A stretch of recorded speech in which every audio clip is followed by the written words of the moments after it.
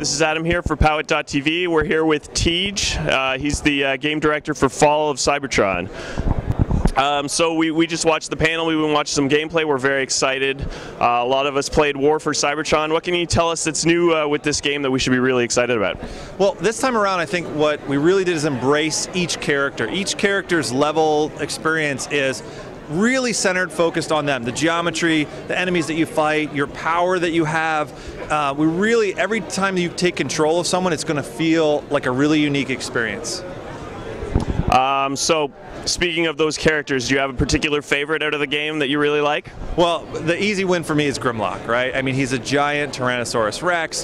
His gameplay is so different than everybody else because he doesn't have a gun. Everybody else, obviously can shoot. It's a third-person shooter.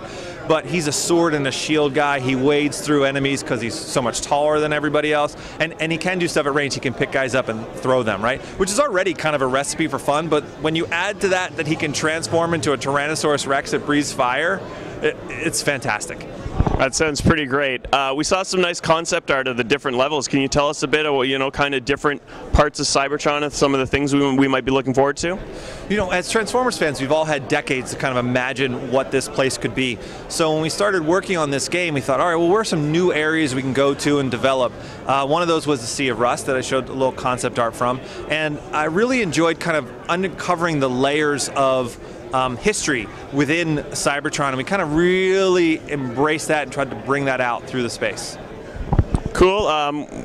You've been talking a lot about tie-ins to other franchises, so would you say this is kind of a good prequel to Transformers Prime and things like that?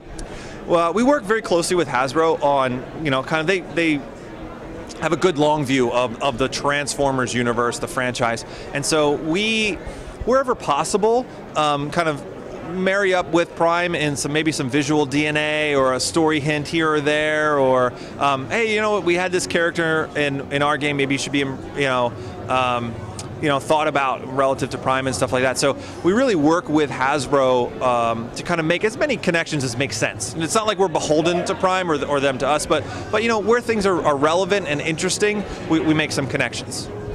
Sounds cool. Multiplayer, I think, was a really big deal with the last game. I think there's a lot to look forward to. Can you tell us about some of the new stuff we've got in store for the multiplayer? So we're keeping quiet on most of the online stuff, but the thing I couldn't wait to talk about, so we're talking about, is character customization. We barely scratched the surface in War for Cybertron, and this time around we are going to so exceed people's expectations about what character customization can be. Every character, you can pick the head, chest, upper arms, lower arms, legs, wings, wheels, and tank barrel to pick like this perfect combination of pieces that you want. All the transformations look great, and so you're going to spend, if you call yourself a Transformers fan, 100 hours just in the menus. I think you're just going to spend all that time just building this Transformer you've imagined. You're going to love it. And what about the arsenal? I've seen there's some kind of a store going on. Can you talk to us about maybe the different weapons and how that whole process is going to work?